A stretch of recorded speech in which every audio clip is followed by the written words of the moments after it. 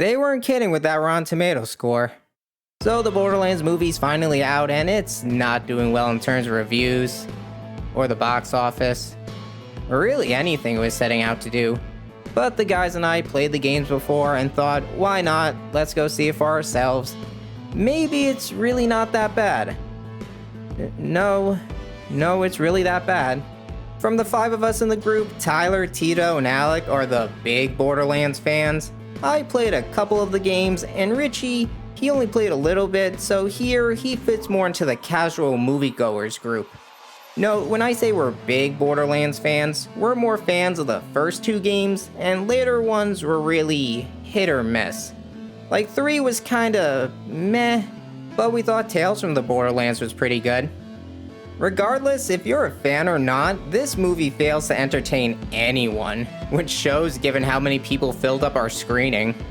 Usually I try to find at least something from a bad movie or game to be positive towards, but this just fails in every department. Honestly, I'm surprised the studio didn't try to pull a tax write-off by not releasing it.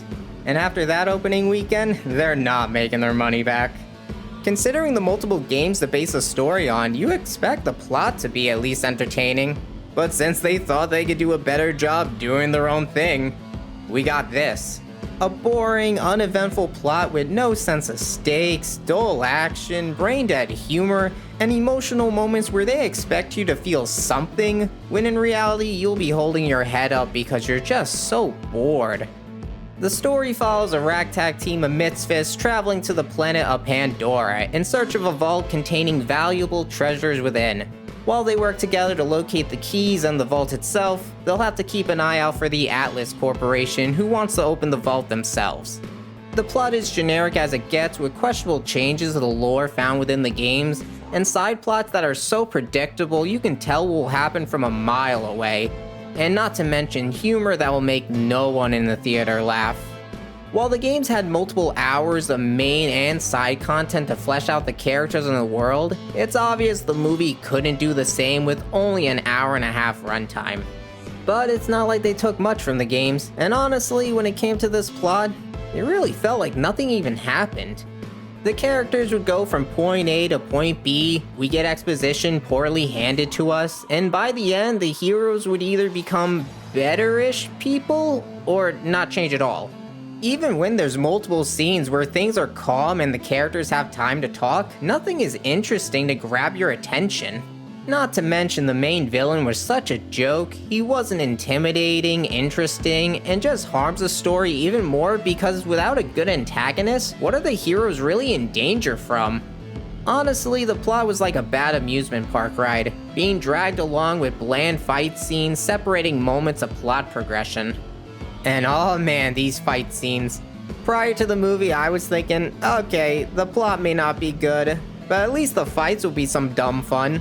It was dumb alright, just not fun. The use of horrible green screen shots and laughably bad CGI made every fight scene such a joke. I couldn't believe these shots are actually from a movie with around a $145 million budget. The car chases looked like they were going so slow, and gunfights just never had any excitement to it as it felt like our heroes were never in any danger. Not to mention the lack of entertaining guns within the movie. You know, the movie based on the game that's all about collecting guns.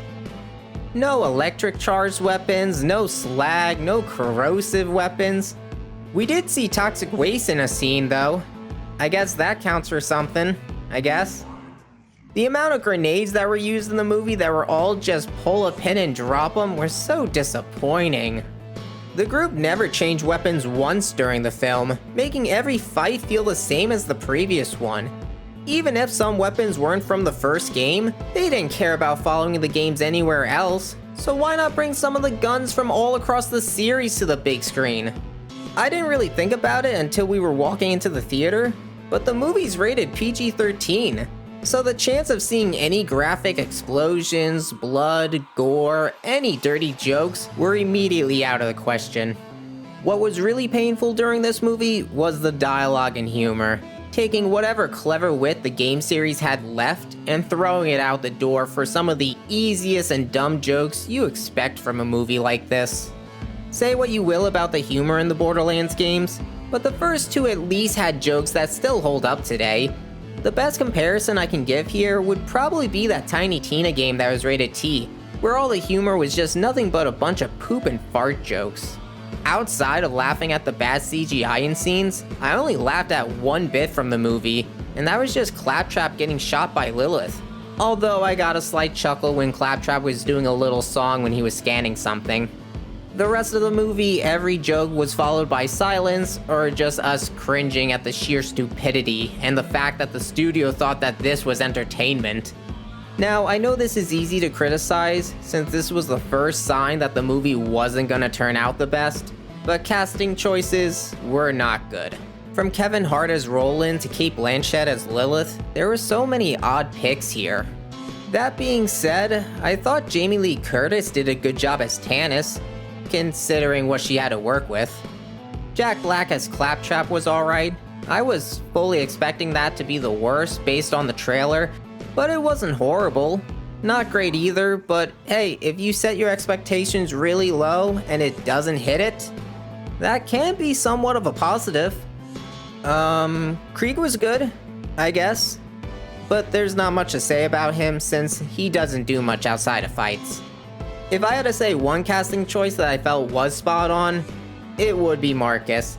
How he looked, his voice, 100% spot on. The last positive thing I could say about this movie was some of the subtle reference to the games, like the signs in the background were fun to look for. Well-known cosplayers in the movie were nice to see, and the few locations that were shown with far-off landscape shots looked pretty good. But that's really all I can think of when it comes to positives. I could go more in detail with the movie like my previous reviews, but there's only so many times I could say something is bad. This whole movie was like if someone searched up a Borderlands wiki page, took the bullet points of locations, lore, a couple pictures of the characters, then put in an AI to have it spit out this poor excuse of an adaptation. The story grabs no one's attention, the cast was poorly chosen, and even if some of them were alright, could do very little with this script. Not to mention the humor is what you imagine studio heads think is funny to teenagers, like they don't deserve anything better. The poor CGI and green screen takes you out of moments, whether they're fight scenes or just idle conversations in the wasteland, and overall, just a bad time at the theater.